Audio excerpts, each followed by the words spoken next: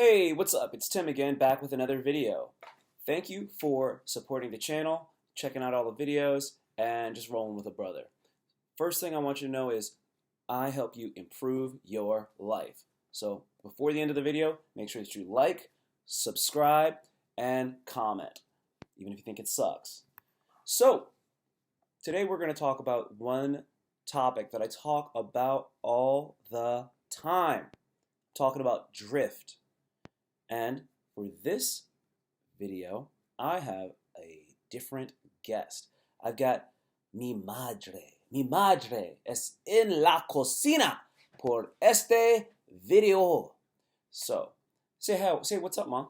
What's up? Oh my God, she had such an affectation when she said what's up. That's great. So, drift. This is what drift is. Drift is when you're doing something, any activity that you're pursuing, and you're on the track, you're moving in the right direction, and then for whatever reason, you get thrown off course. That's what drift is. It's such a challenge because you don't even realize that you're drifting and that you've moved off course until you're off course, and then you're way out, in the weeds. Like, you're not on the highway in the fast lane.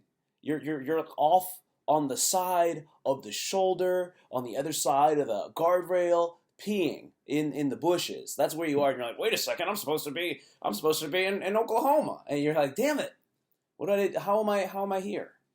Drift. What do you do to combat this phenomenon? When I see myself drifting or my mind going on to something else, I tell myself, refocus, be in the moment. Okay.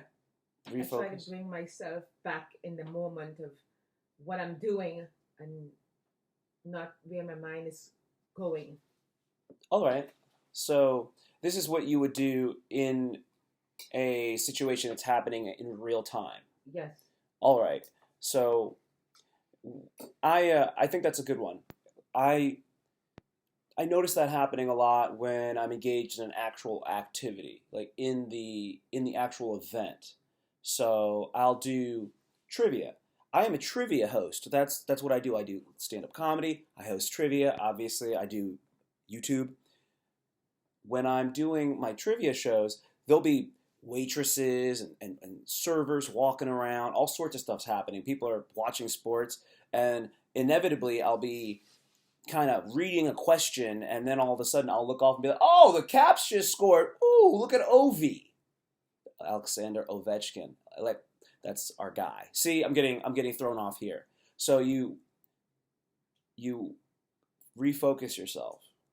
Exactly, because I know when I'm starting to think of, for instance, I'm in my garden, and I usually go in my garden to relax and plant, just I'm in my garden, and I'm focused in the garden, picking up weeds, moving plants around, thinking how I should make the area better, and then I get into that.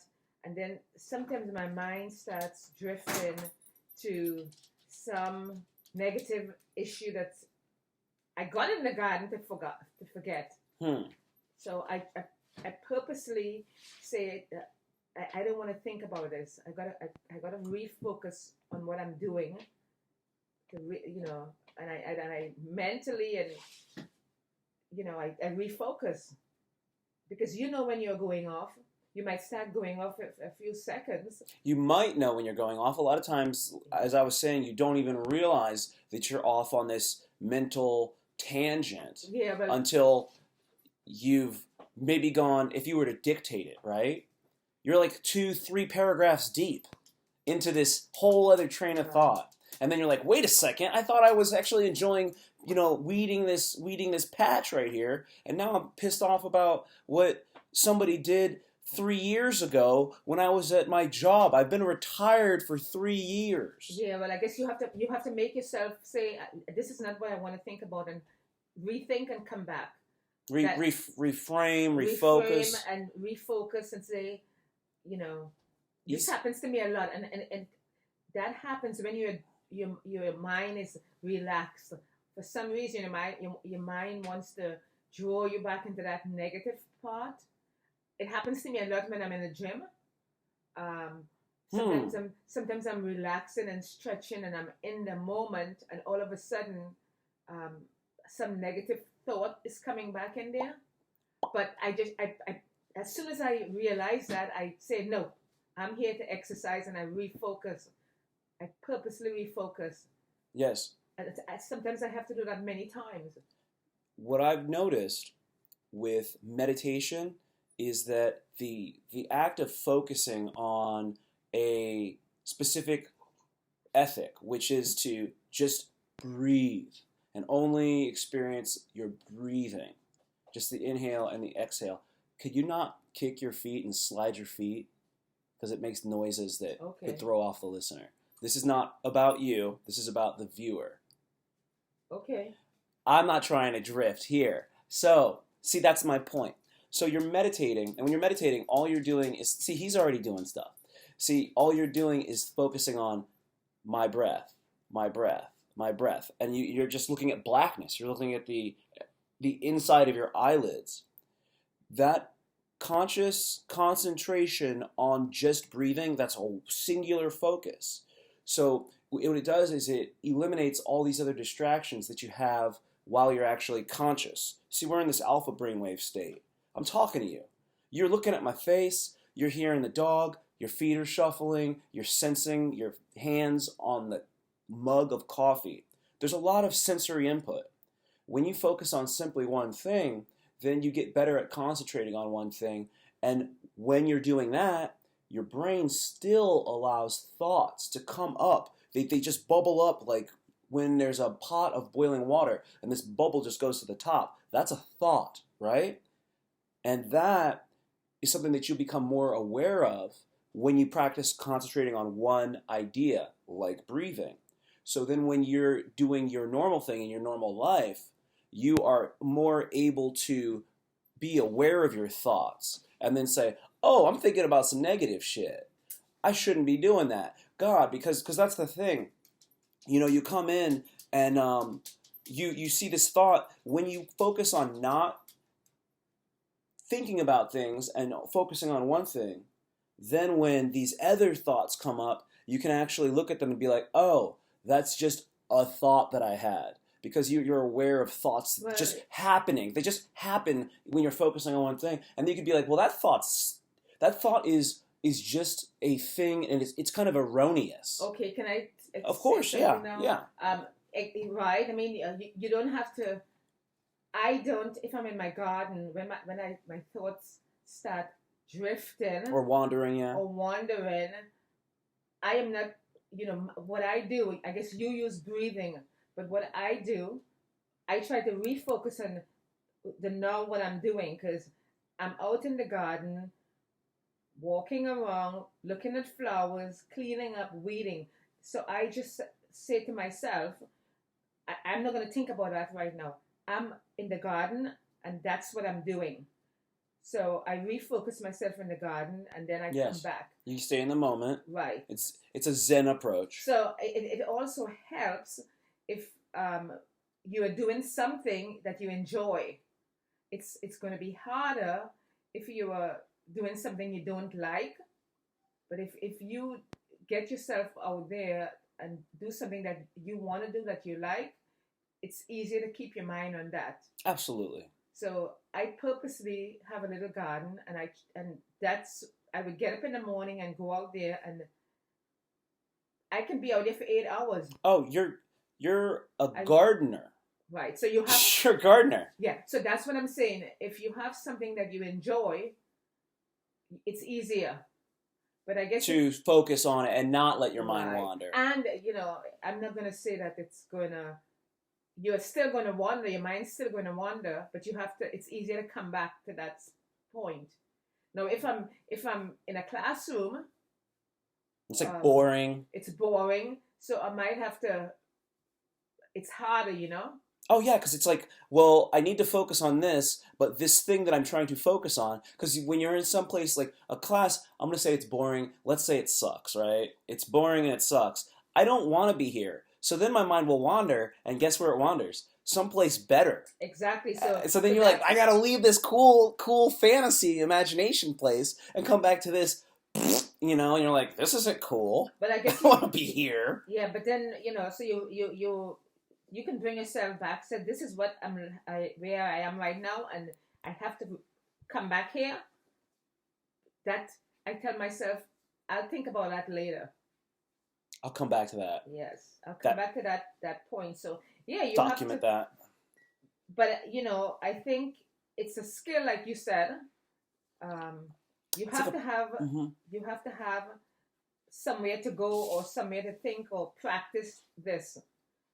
You have to. You have to literally have like a physical space that you can go to Yes, practice the the practice exactly, of focusing your mind on like one activity. exactly. That's what I like. That's why I like running. Yeah, I guess that's why people have. I think people need to have hobbies. Hmm. You need to have something that you like to do, because if you don't, it's gonna it's hard to get into that It's a to get flow state. yeah it's hard to get your mind to be in a nice place or to get away from thinking negative thoughts. Have you ever noticed that when you are in these states of mind, I'm going to call it a flow state. When you get into these flow states, you actually allow yourself to open up to, I would call it the muse. If you're trying to be someone who's going to create a piece of art, right? If you once you get into these flow states, you almost have a feeling like ideas are opening up and revealing themselves to you that you wouldn't have had you not been in the garden for like 30 minutes to an hour. Like once you get into these certain, like once you've been gardening for about 45 minutes or an hour and you start getting kind of like warmed up to it, right? And then you start having these like really great thoughts and these really great ideas and experiences and even like visualizations about what could be. You're like, oh wow, look at this spot right here. And then I was remembering when I was looking at that Southern Living or that Better Homes and Garden. Oh, I'm gonna put one of these perennials right here. Doesn't that happen to you in those Oh situations? yes, yes. That's why I can be out there for 8 hours, and It's expansive. the longer the more you can get your mind into the now. It's like a drug. The better. So it's like if I'm sitting here and I'm focusing on now, then I'm gonna have this thing where I'm enjoying the activity in the right now. Hmm. Everything is running on all cylinders. I'm engaged with it. And then these ideas that are coming up now that I've gotten over this hump and I've moved into this flow state, now these ideas that are going to come up, they're not only going to be less negative and less frequent, they're going to even be more positive, more creative, and more, um, I would say, like inspirational. Yes, I agree with you. You have to be careful because for me, and I think people say things, but I don't know if it's true.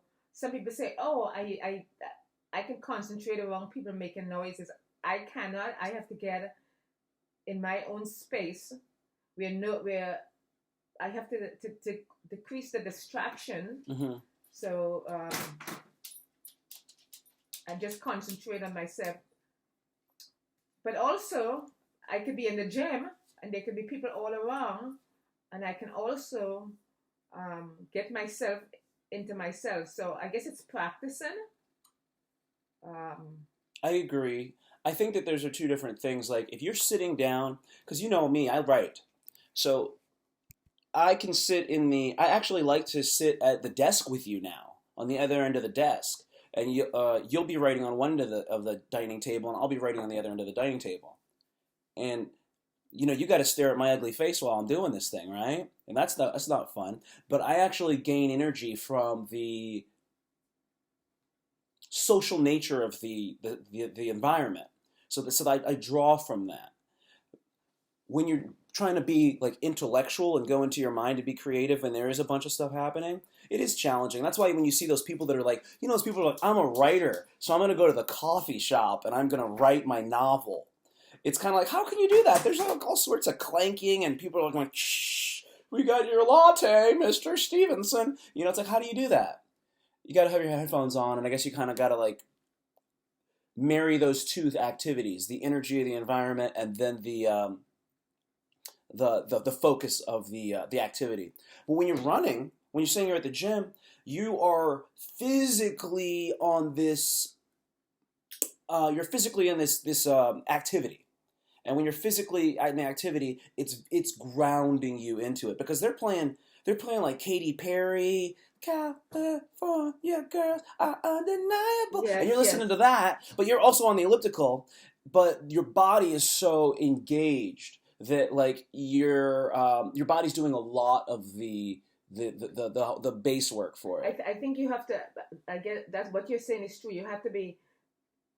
You have to invested, right? Right. Your concentration. You have to concentrate, but it also helps if you're physically you're doing something also.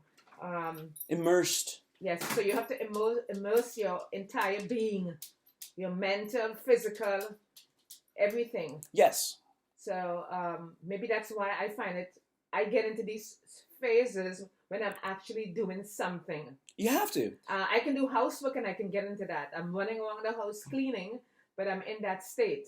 So you can actually be in that state doing anything. You can be in that state doing anything. I think it's harder in some situations. I think so. That's why it's so hard for people to sit down and meditate because they're not doing anything physical. And I'm saying this to you who doesn't want to meditate, because what we're talking about here really, I don't want to drift. You don't want to drift. But what happens is you're going to. Yeah, you just have to. We're just trying to not have you drift so much, so often, and be aware of when it happens. So I say if you meditate, it will help you to not drift. But the point is, you need to be mentally aware. You need to have the cognitive understanding of where your mind is going from time to time. And if you meditate, that will help you a lot. Now, I know the problem is, you're not able to do anything when you're meditating. I want to break it down. Breathing is something. Breathing is something. So that's the physical activity. But that's for you. That's for me, but this is the thing. You can't go for a jog on the bus, but you're going to go to work on the bus. So when you're on the bus, you don't need to take your headphones and go listen to Ludacris or whatever you want to listen to. I don't know if you listen to Bieber or Billie Eilish, whatever. You don't need to do that. You can put on like a binaural beat or something like that, and you can simply focus on your breathing. But yeah, you can also. I mean, I don't. Because you can't move. I'm trying to get you to multitask it. I don't do the breathing, but I would get myself into like something that I like I'm on the beach and I can sit there and be on the beach, or I can sit there and be in the forest. That's the environment.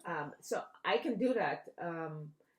When I meditate, I guess I didn't realize I'm such a good meditator, because if I go to a yoga class and they're trying to tell you relax, sometimes I fall asleep because I relax so much and my mind I'm so much in the moment, and then I fall asleep. You and I went to the sensory deprivation spa multiple times. But I only went once. You only went once? Yes. Oh, okay. It was you, and then my cousin.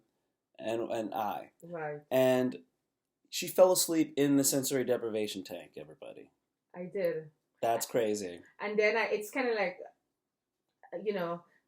if I'm supposed to be thinking stuff, I didn't because I was sleeping. And then I just woke up. And you woke up. How'd you feel? I just felt like, how long was my mind gone, or how long was I asleep? I had no idea. I knew I was trying to get myself back into, I had to do it a couple of times, bring myself back into the now and forget. And I did, but I don't know, was it 10 minutes? Was it 20 minutes? Was it 1 second? I lost track. When you're out in that garden and you say that you could spend 8 hours in the garden, that is kind of like going into the same situation. You're like, when you're really into your gardening, you come in and you're like, oh my God, I've been out here all day, right? Yeah. The only thing that would let you know how long you've been out there is the sun itself. Oh, my mother calling me. You've been out there too long. Get inside. What you doing? You come so and so. You need to come inside. We trying to make some fish. And I get very angry when somebody calls me out of that. It actually angers me. They suck you out. Yes, it's kind of like, leave me alone, because my mind and my body, it's feeling really, really good. I'm relaxed, and if somebody leaves me out there, I don't know how long I'll be. But when you pull me out of that, it's very, very frustrating. I'm angry. Why would you do that? Every time I try to get out, they pull me back in. So this is a great talk I feel that we've just had. We've talked about drift and how to maintain your focus and how to avoid drift, because that will take you off your path. And we want to stay in the moment. We want to stay in the now, because that's going to give us the best results for whatever activity we're trying to work on. Right. And actually, you got me off of my path, because I was getting ready to. I got my mind. I'm getting dressed and I'm going to the gym. The gym. So I'm here with you now. I gave you your 20 minutes, but I have to get back on my path. That's fine. So I have to get back and go to the gym. So with me being the one that knocked you off your path, let me say thank you for the opportunity to talk with you about this. You are a mystical being, and I get a lot of my whatever you call these things that I do, I get it from you. So I appreciate that. I appreciate the opportunity to have my mother and my grandmother both be on my video logs here. I think that you did a great job. Did you enjoy yourself? I did. You did. Thank you. You're welcome. Awesome. Hey, everybody, please like, subscribe, comment, and if there's anything that you would like me to talk about in the future video, let me know in the comments section. All right? Love you. Peace. Bye.